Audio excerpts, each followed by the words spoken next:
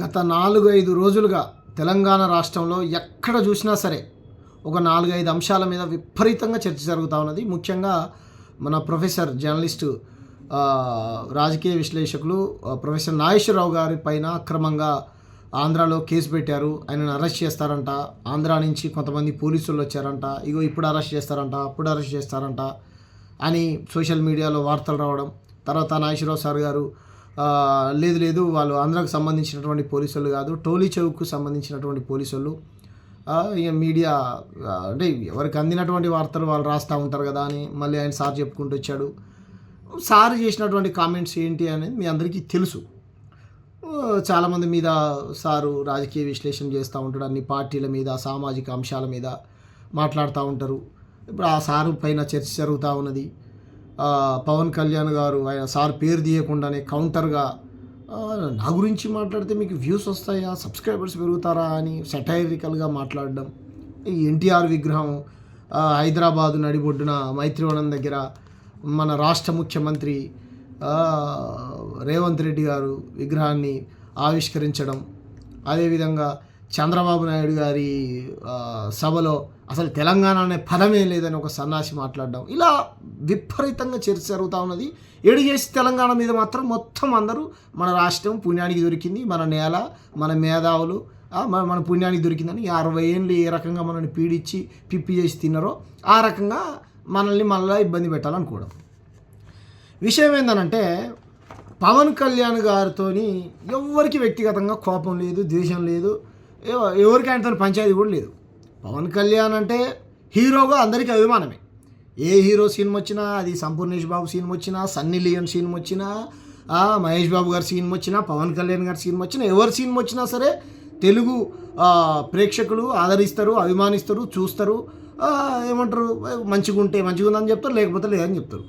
కానీ 2 తెలుగు రాష్ట్రాలే కాదు, ప్రపంచవ్యాప్తంగా చాలామందికి ఇండివిజువల్గా అభిమానులు అంటే కొంతమంది హీరోలకు మా అభిమాన హీరో, నాకు కూడా అభిమాన హీరో మహేష్ బాబు గారు అంటే నాకు కూడా బాగా ఇష్టం. ఏమంటారు, ఎవరికి నచ్చినటువంటి అభిమాన హీరో ఉండడంలో అలా తప్పేం లేదు, మంచిదే. కానీ వన్స్ రాజకీయాల్లోకి వచ్చిన తర్వాత సినిమా హీరో వేరు, రాజకీయం వేరు. ఇప్పుడు మా నాయకుడు నీ అట్లంటవా ఇట్లంటవా అని చెప్పేసి ఒక బ్యాచ్, వీళ్ళ నాయకుడు ఏమో పెద్ద సంఘ సంస్కర్తనా, ఆయన ఏమైనా స్వతంత్ర సమరయోధుడా, లేకపోతే ఈ తెలంగాణ కోసం ఏమైనా 10-20 కేసులు పెట్టుకొని జైల్లోకి పోయినోడా, లేకపోతే తెలంగాణ ఉద్యమంలో గోషి వంగడేసి గదరన్నలాగా, లేకపోతే విమలక్కలాగా, బెల్లిలలితక్కలాగా, మారోజు వీరన్నలాగా ఏమైనా పాటలు పాడి వేదికలెక్కి గంతులేసినోడా, ఏం చేసినా ఆయన పవన్ కళ్యాణ్ గారు ఒక స్టార్డమ్ ఉన్న హీరో, సూపర్, మంచిది, నేను కూడా అభిమానిస్తా, మంచి సినిమా వస్తే టికెట్ కొనుక్కొని పోయి చూస్తా, అంతవరకే. రాజకీయాల్లోకి వచ్చిన తర్వాత మా నాయకుల్ని ఎవరు విమర్శించొద్దు, మా నాయకుడు దేవుడు అయితే ఇంట్లో గుడి కట్టుకో, పూజ చేసుకో, తప్పే ఉన్నది. ఓ భక్తుడిగా నేను కూడా వస్తా. రాజకీయాల్లోకి వచ్చిన తర్వాత అట్లంటవా ఇట్లాంటవా మాట్లాడిన దానికి ఆధారం ఉండాలి. నువ్వు ఎట్లాంటావు, నువ్వు దగ్గర నుండి చూసినవా? పవన్ కళ్యాణ్ గారు గతంలో విమర్శించినటువంటి విమర్శలన్నింటినీ దగ్గరుండి చూసిండా? పక్క నుండి 30,000 మంది మిస్ అయిపోయారు, దగ్గరుండి చూసిండా?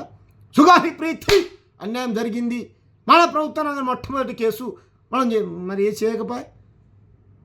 సుగాలి ప్రీతికి అన్యాయం జరిగిందంటే కళ్ళ దగ్గర నుంచి చూసిండు కదా. ఇట్లా 100,000 దళితుల్ని తిడుతుంటే మీకు కోపం రావట్లేదా? నాకు వస్తుంది హూ అని అన్నాడు.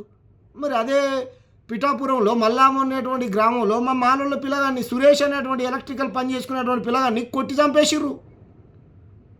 నష్టపరిహారం కట్టియాలని దళిత సంఘాలని పోతే చలో మా కాపు సంఘ నాయకుడి దగ్గరికి, లీడర్ దగ్గరికే మీరు వస్తారా? మీ కులపొలందరికీ ఊర్లో మళ్ళా ఉన్నటువంటి గ్రామంలో వాళ్ళకు పాల ప్యాకెట్ ఇవ్వద్దు, కూరగాయలు అమ్మొద్దు, ఛాయ్ పోయొద్దని వెలివేసిర్రు. మరి అప్పుడు కోపం రాలేదా? ఇలా అడగొద్దు ప్రజాప్రతినిధి, ఎందుకంటే మా నాయకుడు దేవుడు. ఇదెక్కడి రాజకీయం రా నాయన, ఇదెక్కడి రాజకీయం? ఎస్, పవన్ కళ్యాణ్ గారిని క్వశ్చన్ చేయొద్దా? పవన్ కళ్యాణ్ గారు ఏమైనా పైనుంచి చూడిపడ్డ దేవుడా, రాజకీయ నాయకుడు కాదా? ఈ దేశంలో మీరు గాంధీని విమర్శించవచ్చు, బాబాసాహెబ్ అంబేద్కర్ని విమర్శించవచ్చు, మహాత్మా పూలేని విమర్శించవచ్చు, స్వతంత్ర సమరయోధుల్ని విమర్శించవచ్చు, ఎవరినైనా విమర్శించవచ్చు. వేరే వాళ్ళ విమర్శనల్లో పవన్ కళ్యాణ్ గారు ఇట్లా అట్లా అంటా అని విమర్శించకూడదు. ప్రతిదానికి మీకు ఎవిడెన్స్, ఆధారం, ప్రూఫ్ కావాలి. ఈ పవన్ కళ్యాణ్ గారు మాట్లాడే ప్రతి మాటకు ఎవిడెన్స్ ఆధారం ప్రూఫ్ ఉందా? గత ముఖ్యమంత్రి ఎవరు మన జగన్మోహన్ రెడ్డి గారు ఉన్నప్పుడు అనేక రకాల ఎలిగేషన్స్ ఆరోపణలు చేసిండు. ఆరోపణలు కాదు, వాస్తవమే అనుకుందాం. మరి ఆధారాలు ఉంటే కూటమి ప్రభుత్వంలో పొత్తులో భాగంగానే ఉన్నాడు కదా సారు ఉప ముఖ్యమంత్రి. తీసుకొని బొక్కలయ్యి విచారణ చేసి రాష్ట్ర ప్రభుత్వం పోలీసులతో చేత కేంద్రానికి ఒప్పజెప్పు. ఆయన జైల్లో పెడితే ఎవరు వద్దన్నారా? ఆయన చేసినటువంటి దోపిడీలు, దుర్మార్గం, గుండాగిరి నువ్వే చెప్పినావు కదా.